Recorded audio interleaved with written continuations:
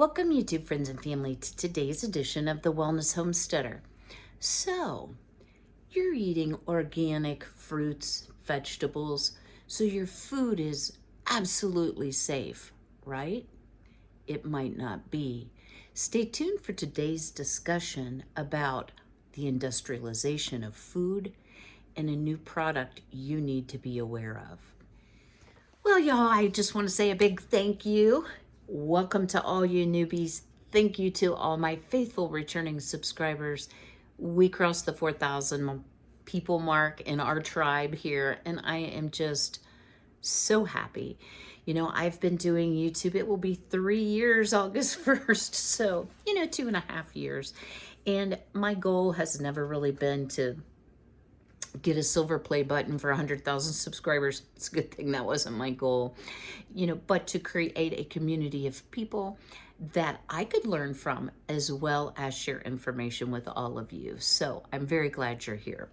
So today I want to talk a little bit about the industrialization of our food and also some really important information that I'll be sharing towards the end of this little chat that you need to know, that you probably didn't know. And I want to give a big shout out to Miss Gay over at Apron Strings, because Miss Gay sent me the information that started me down the rabbit hole. And I was like, I really need to share this with my people, right? So let's think back, guys, to like the early 1900s. Farming was very different than what we see farming today. So the farmer was very diversified. So he had animals and a variety, perhaps, pigs, chickens, as well as beef, and he grew a variety of crops. So the goal became to kind of specialize that American farmer, to free up people in the U.S. who didn't want to farm to be able to work in offices and industry, and also to make food and farming cheaper, so that once they freed up people who no longer wanted to farm and we would just have big specialized farms, those people that were making the products, well, we needed the money to buy those products, right? So it's part of, the modernization of the United States of America. It's just a change in the way our culture went from a very diversified farmer.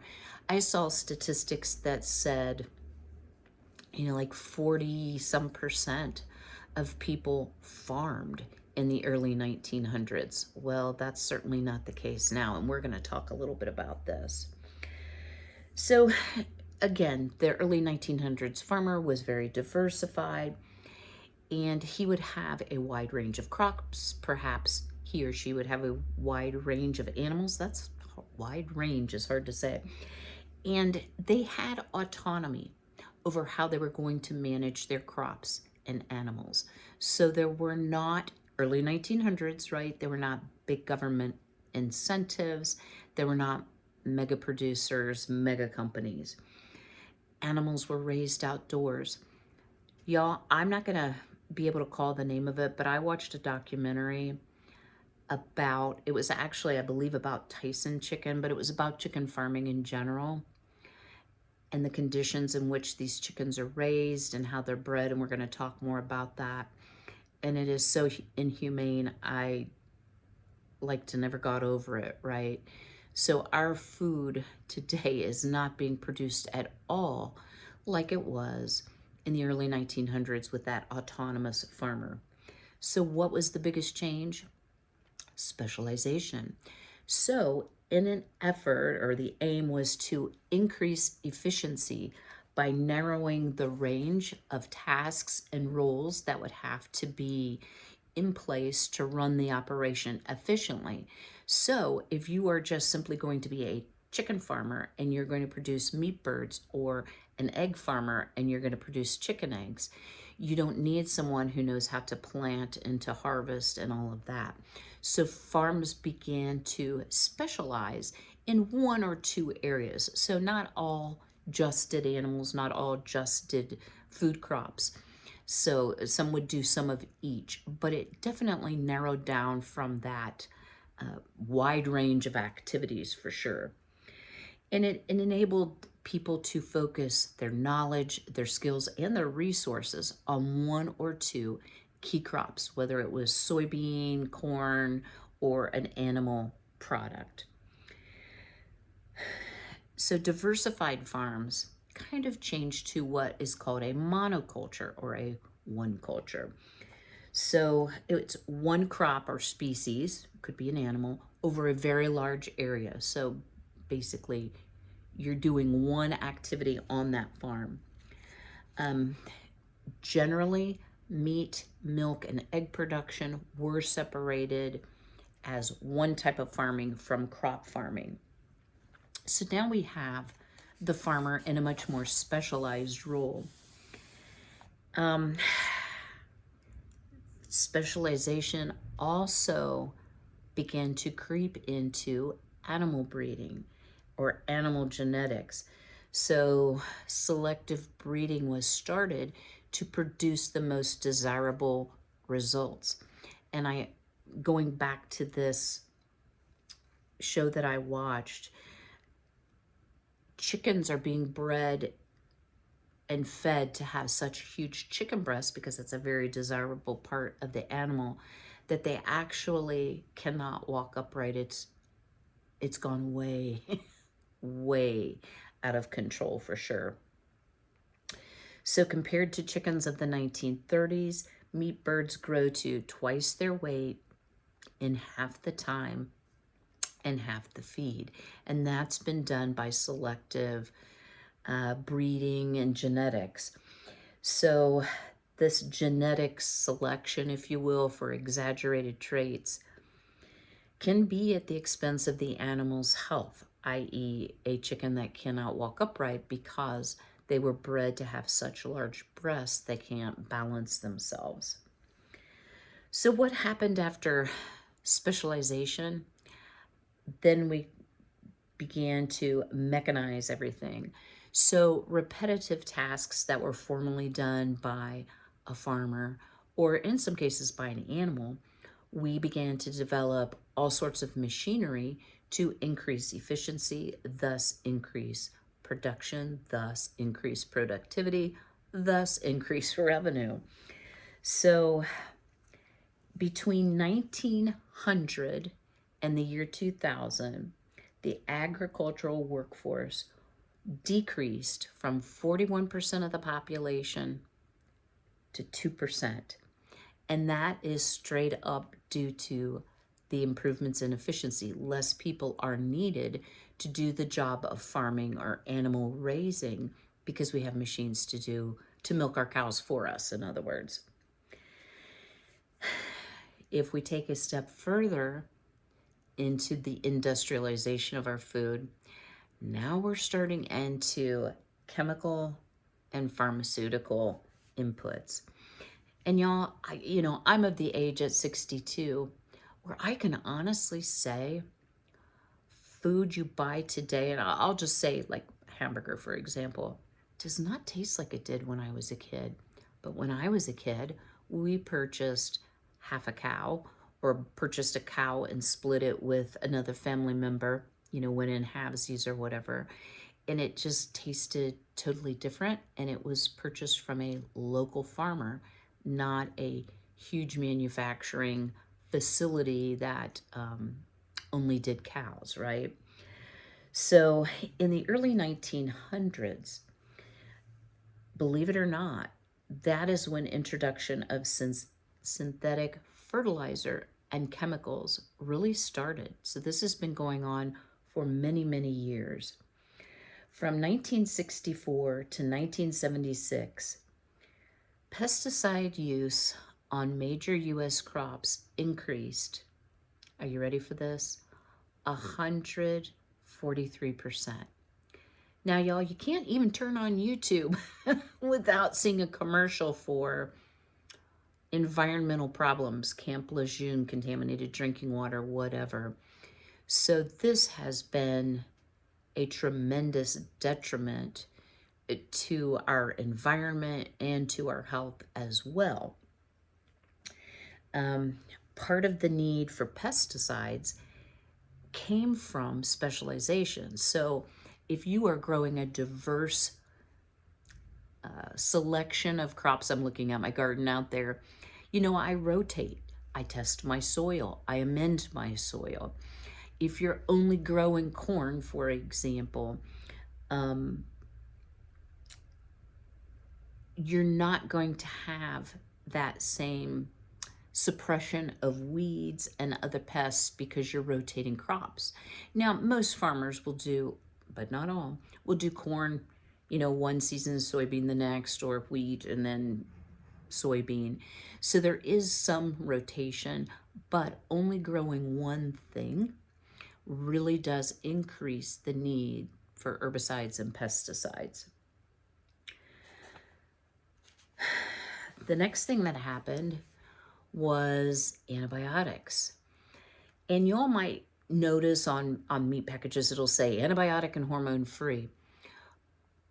They weren't giving antibiotics because the animals were sick. They were putting antibiotics in the feed because they learned that feeding the animal the antibiotics caused them to gain weight faster, okay, so more meat, more bang for their buck, and then ultimately consume less feed.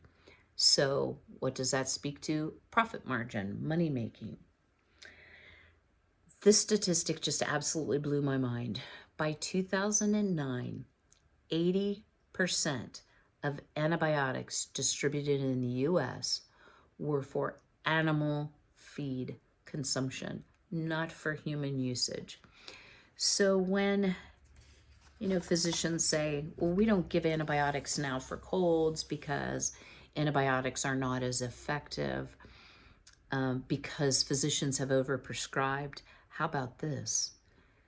Farmers have overused, and guys, if you're a farmer, I am not criticizing anyone individually. I'm talking about the system as a whole and how things have changed. So please do not take offense. So the net of all this was use of chemical and pharmaceutical inputs helped their productivity, but it wasn't without health and also ecological consequences. So all of these chemicals that are going on our food also get into the groundwater. So our groundwater is now contaminated. I used to keep honeybees. Part of, you have to register your hive in Ohio. I don't know how it is in your state. You can register also to be notified if any farm within a 5-mile radius is treating their land with aerial, so from a plane, aerial chemicals. I had such a difficult time with my bees, and I think in large part it's because I live in a farm community. Did I ever get notified, you ask, of any aerial drops of chemicals? I did not. What I wondered is, were those chemicals carried in the wind and rain and groundwater and affect my bees? And that's why I was largely unsuccessful. Plus I had yellow jacket problems or wasp problems attacking the hive. I really think it did play a major role because of where I live. So the next step, so we've gone from specialization, now we're going to start consolidating. So from 1950 to 1997, the average US farm more than doubled in size, and less than half the number of farms remain. And that's only what, 47, almost 50 years. The number of farms halved, but the size of them increased. The US Secretary of Agriculture, and his name is Ezra Taft Benson at the time, said, "Get big or get out." I think he was a little bit snarky. What do y'all think? And he said this actually in the late 50s. So the movement was on, definitely, for those big farms, not big pharma, big farms. So why? Why is the Secretary of Agriculture saying get bigger, get out? New technology and new chemicals allowed farmers to work larger areas of land with less labor. So we also have automation and a lot of new, not instruments exactly, but new technologies that help them plant, that help them harvest, etc. There were also a lot of government incentives and government policies that made it attractive to get big or get out. So today, that was a short trip down memory lane. Farms are just massive, massive, guys, scale operations. Half of our cropland in the US is owned in 1,000-acre or more increments, we'll say. So those are some huge, huge farms. Of course, I think about chickens, because I love my chickens, and egg-laying hens. So not meat birds, egg-laying birds. They're confined in facilities that house over 100,000 birds. So when we get a bird flu because of their close proximity, because of their poor living conditions, it's going to spread, and that is why so many chickens have had to be culled, because we're not small farms with a fairly sizable chicken operation, but they're out, in the fresh air and able to free range to a degree. Now, that's not how eggs are produced now in the United States. So what is the outcome of all this? Gosh, it feels like kind of gloom and doom, right?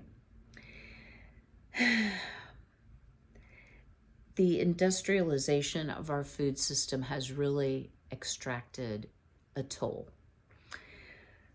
Not only on our environment, we've got runoff, we have contamination, we have all sorts of chemicals that were thought to be safe that now we know aren't. And then we have tons and tons and tons of animal waste that is depleting the quality of our air, or water, or soil, all of those things working together. So I personally do believe that human health is suffering due to this industrialization, all of the farming byproducts. Y'all wait till the end of this. You guys have to stay tuned for me to tell you about something that's going on in your food that you need to know about. And also, y'all, the nutrition of our food. This kind of came to forefront when I was thinking about, okay, I have an autoimmune disease, actually 2 of them, but why are so many people needing to go gluten-free? Is it because of something in our air, in our water, in our food supply? Or is it simply because we are over manipulating our food and our human body? I'm not sure I understand. Oh my gosh. Sorry, guys. I put my elbow on my iPad. Sorry about that. Our bodies can't assimilate all of these chemicals and weird things. And so what happens?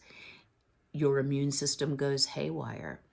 So can I save the world? Are we going to deindustrialize our food? Absolutely not. But I do have some suggestions. So I also want to talk a little bit about genetically engineered or modified foods. So you'll see on a lot of packages non-GMO. If you don't see it, it's probably GMO. Almost all corn that is grown in the US is GMO. So what does that really mean? It is produced by altering the genetics, if you will, of the plant material, the DNA, to either introduce a very desirable trait or to delete a non-desirable trait. So making things more disease resistant, even to the point of making them chemical resistant. So we can kill the weeds with a very strong chemical, and the seed will no longer be affected by it. So it is done basically to improve resistance to herbicides and pesticides. And these statistics will also blow your mind. In 1997, 17% of soybeans were GMO. In 2014, so what's that, 17 years later, 94% of soy is GMO. If you look at corn, 10% in 1997 and 91% in 2014. So, what is the outcome to the human body by taking something natural, like an ear of corn, but changing its DNA? Does that do something to the human body? Is that why so many people are sick, developing autoimmune diseases, have leaky guts? I'm interested to hear your thoughts on that. So here's an example. Do y'all remember the Flavor Savor tomato?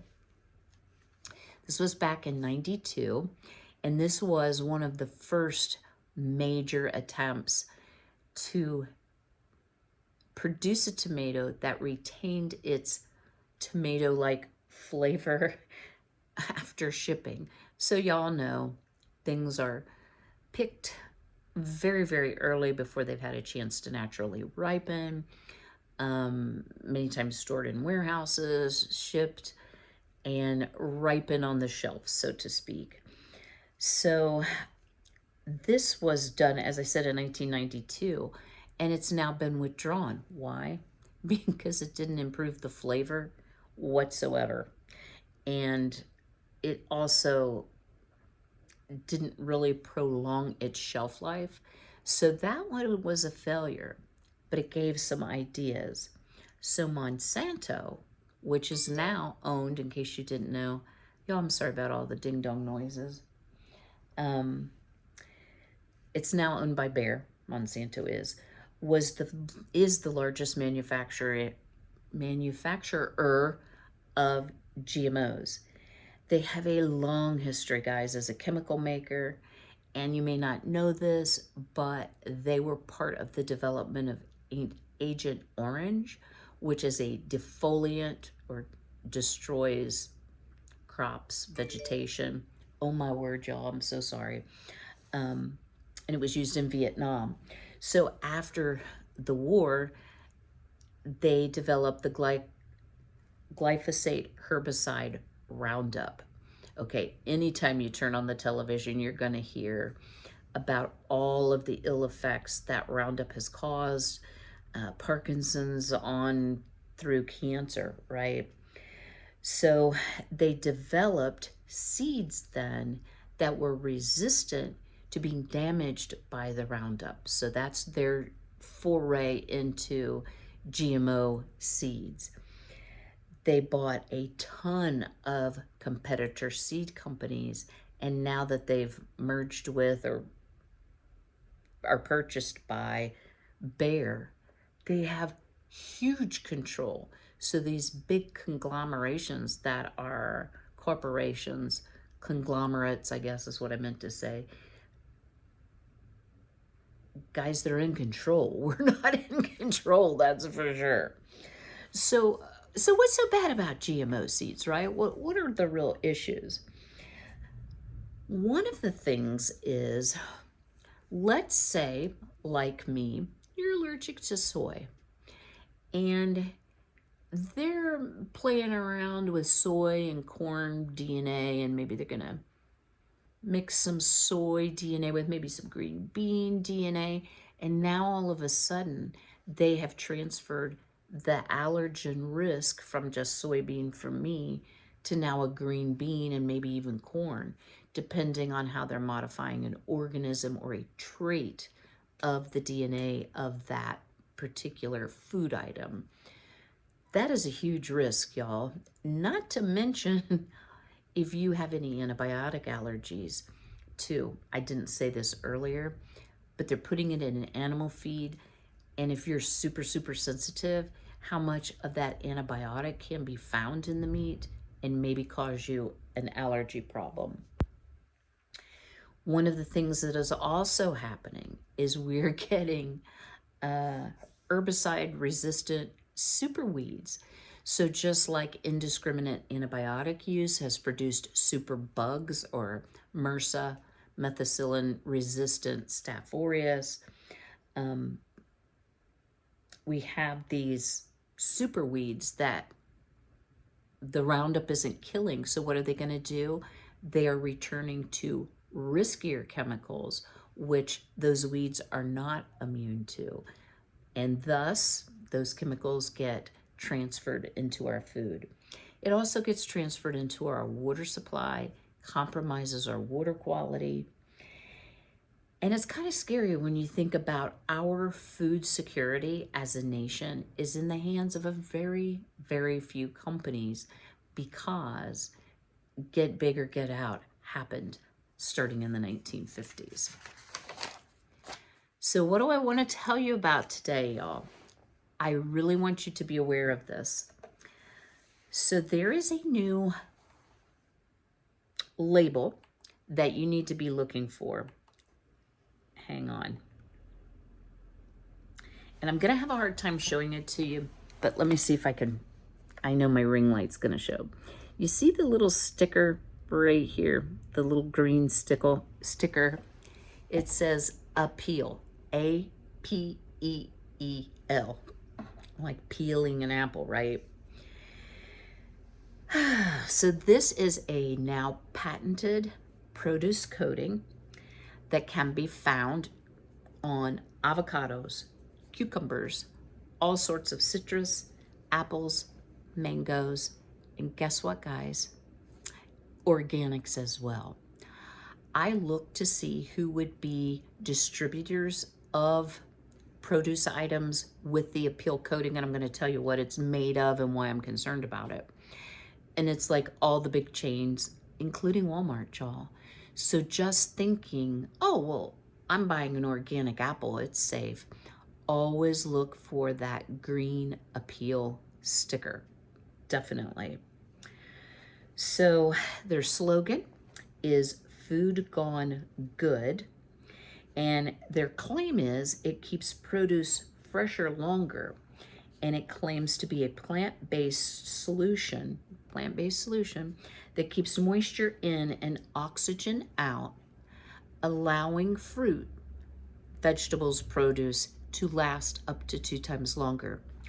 One of the things they have on their website, it's kind of scary, y'all, is they show a picture of an avocado that is 31 days old that doesn't have a peel on it, and an avocado that's 31 days old that looks fresh.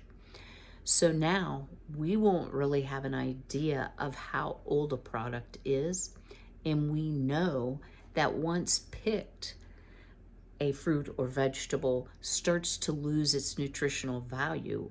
We already have a problem with nutrition in general in the US because our food has been so altered and manipulated. Now we're going to cover up the fact that it isn't fresh anymore. I do want to say Bill Gates is a big supporter of this, an investor in this, as is, and I'm not criticizing these individuals, I'm just sharing information, Oprah and Katy Perry.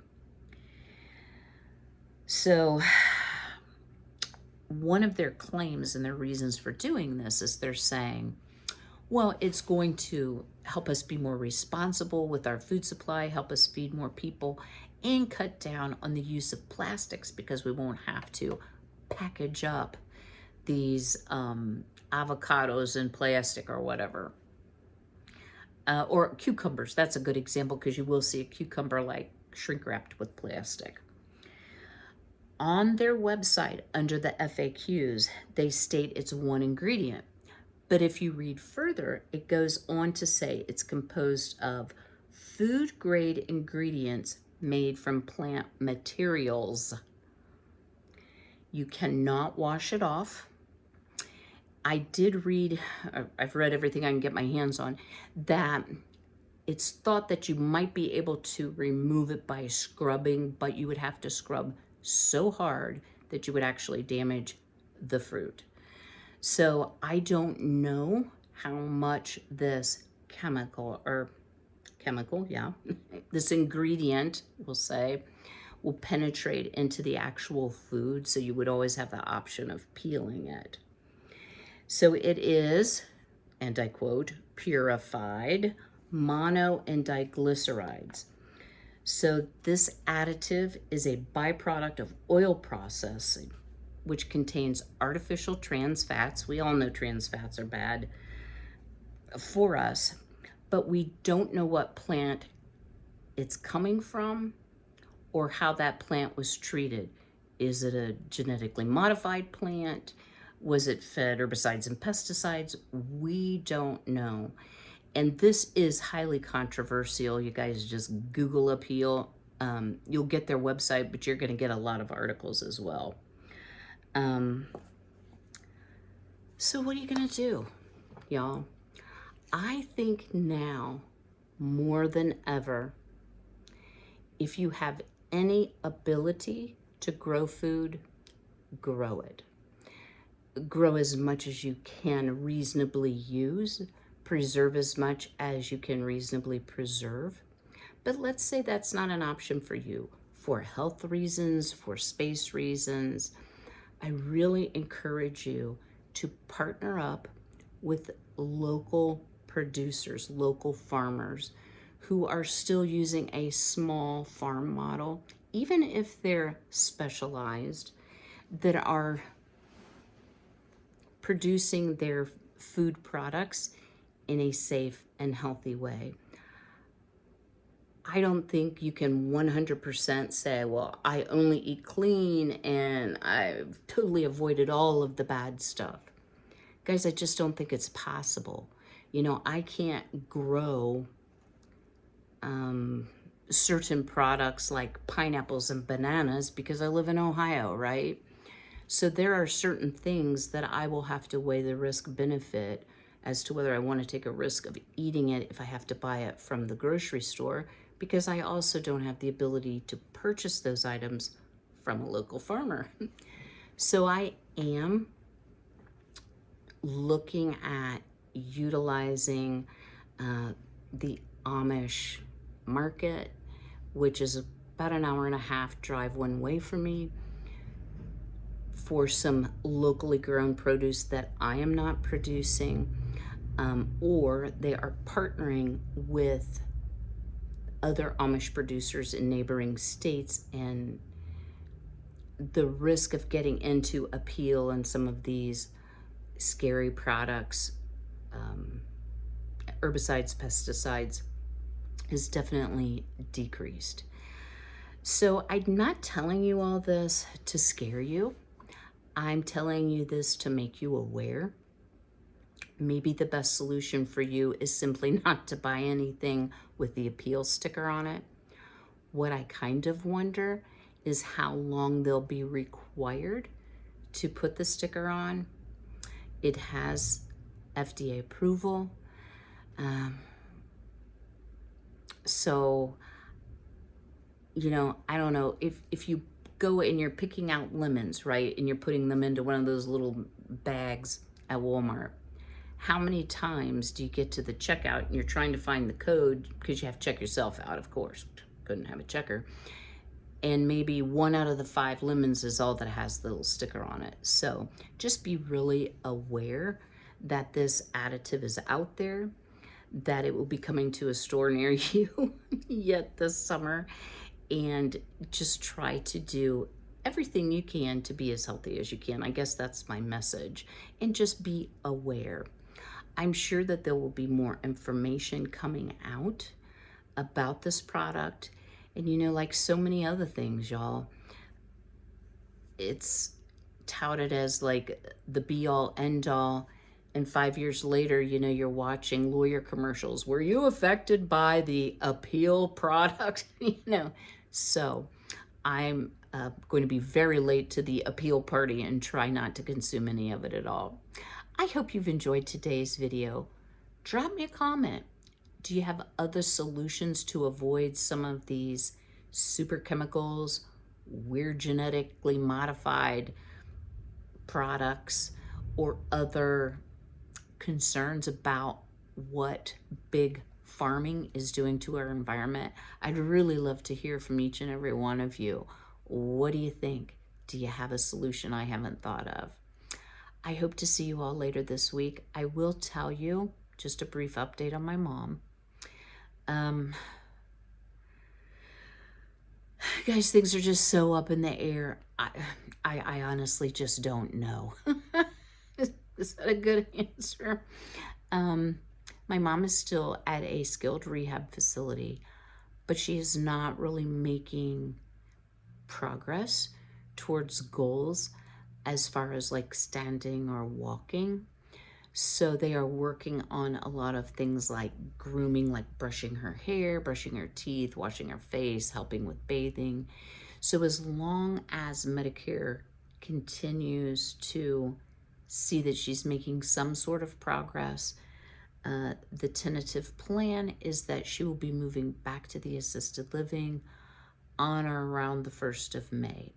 So I do have some meetings and such coming up with the facility with therapy. So if you happen to not see a video up from me, don't assume something terrible's happened. It just means I'm tied up with mom. I will see you all, Lord willing, though a little later this week. But until then, be healthy, be well, be blessed, take care.